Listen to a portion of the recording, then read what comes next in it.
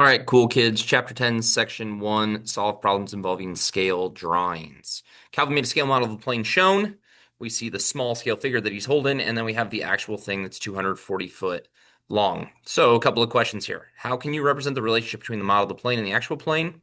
What do you notice about those relationships?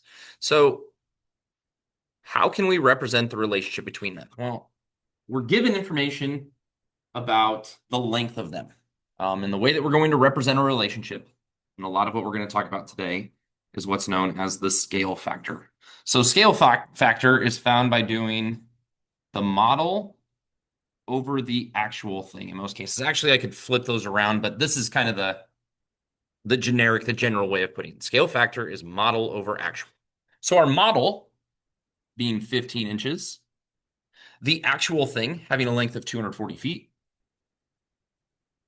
and then we normally simplify those. You probably get in the habit of where you have to convert these into the same unit. We actually don't have to convert them into the same unit. I can just take 15 over 240, simplify it, and it gives me 1 inch over 16 feet. And there's our scale factor. So what do you notice about the relationship between the model of the plane and the actual plane? Well, this is going to be true not just for the length of the plane, but it's going to be true for the wings, it's going to be true for the engines, the tires, everything. It's going to be in a relationship of 1 inch on the model is equivalent to 16 feet in real life. So you've actually seen this if you ever pulled up Google Maps before. Scale factors show up on here. We have these keys down at the bottom, or these scales down at the bottom, where it looks like we have New York City. It tells us 1 inch is equal to 1 mile. Over here, we have the state of New York, where it's been zoomed out. Someone says 1 inch is equal to 200 miles.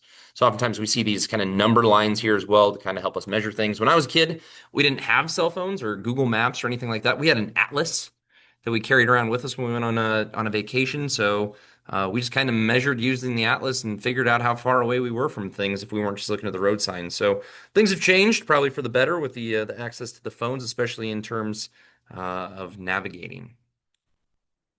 So we can use this with blueprints as well. If you were gonna redo your kitchen, for example, here is looks like what we're maybe doing. The island in the blueprint, the kitchen island blueprint is 6 inches long. What is the actual length of the island in the kitchen? So this would be an example of a scale drawing. Scale drawing is either an enlarged or a reduced, a smaller version of it. So this would obviously be a smaller version of the final project, the final thing. This is just kind of a key that we had there, kind of like what we had on our maps. So it tells us in the picture, in the blueprint itself, 1 inch is equal to 1.5 feet. And we just see the same thing here. 1 inch is equal to 1.5 feet. So 2 inches is 3 feet, 3 inches is 4.5 feet, and so on. So our job is we want to use that scale factor in order to create a proportion. So 1 inch is equal to 1.5 feet. I'm just going to set that up. 1 inch over 1.5 feet.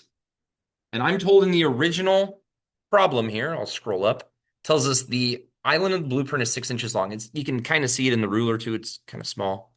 So 6 inches long on the blueprint. Well, I need to match up inches. Since I have inches over feet here, I need to match up on this right-hand side of the proportion, inches over feet as well.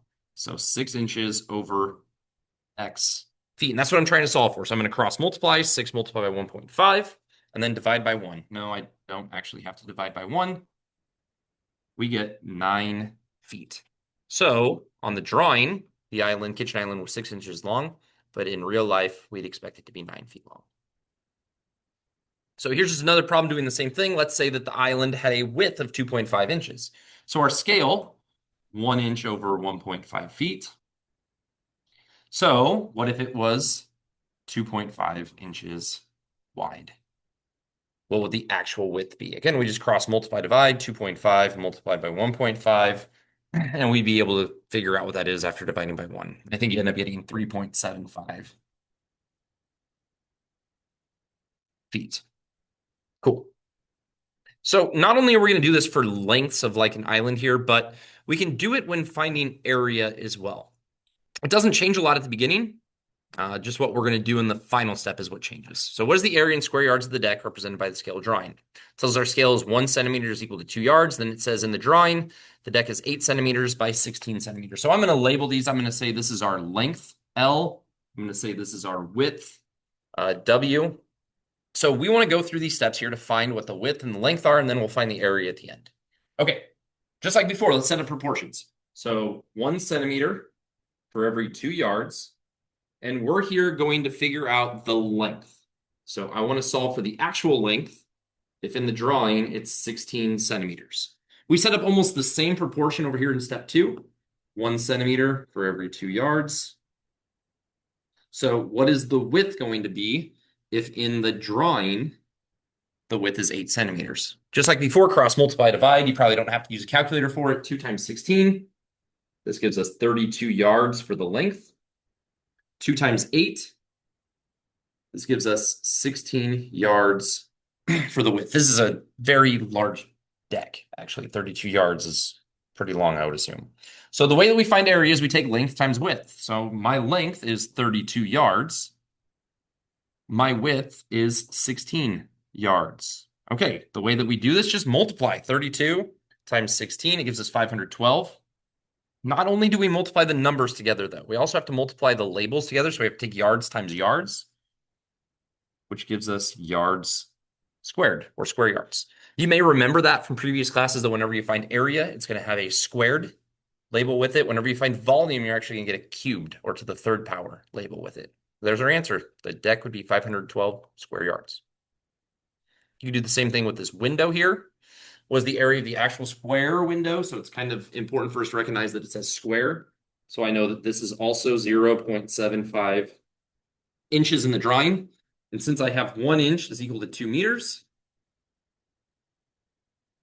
I can figure out how many meters it actually is. So 2 multiplied by 0.75, I get 1.5 meters is the actual length. So if I want to find the area, I take length times width. And again, it's a square. It's 1.5 meters by 1.5 meters. So I would multiply those two things together. And 1.5 times 1.5 is 2.25.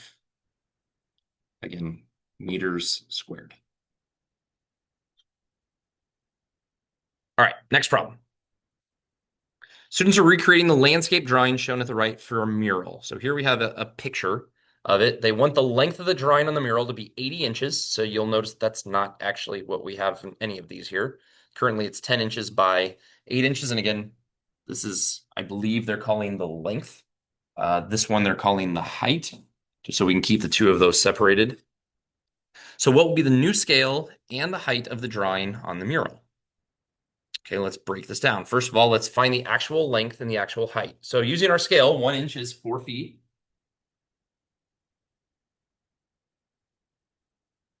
So let's find the length first here. If we have 10 inches, what is the length? And again, we're basically setting up the same proportion here.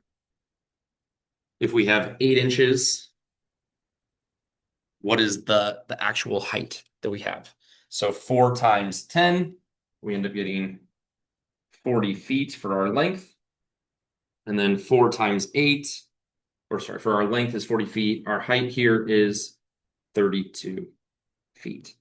Okay, so we have both of those parts figured out. Now, honestly, I could just change this right now if I wanted to, but I know that this is the 32 feet that we're looking at. This is the 40 feet that we're looking at as our length. All right, find the new scale factor for the mural to the actual landscape. So in the problem here, they say they want the length of the drawing on the mural to be 80 inches. Okay, it's actually 40 feet. So 80 inches over 40 feet. So what's our scale going to be here? Again, if we're using the 1 inch that we have. So we're trying to, kind of different than what we've done previously, we're trying to solve for this new scale factor. So I'm going to take 40 times 1 divided by 80, and I get 0.5. 1 inch for every 0.5 feet, or every half of a foot. There's our new scale factor.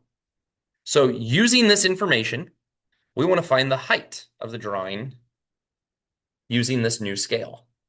So if it's 1 inch for every 0.5 feet, we're given here, what do we have? So we want to find height. We have 32 feet is what we're actually working with, right? The 32 feet that we found.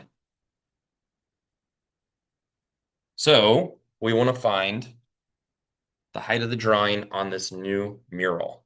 So 1 times 32 divided by 0.5, we are going to get x equals 64 inches in this new mural. So a lot of proportions is what we're looking at here. So the scale factor is the ratio of an actual length to a corresponding length in a drawing. This can also be true not only about drawings, but we have what are called scale models as well that we'll look at a little bit. It's often shown in a situation like this where 1 inch equals 2 yards. It could be like on a map, but then we can set up proportions in order to help us solve problems. So this is what we're planning on looking at. If you have any questions, bring them to me and we'll take a look at it.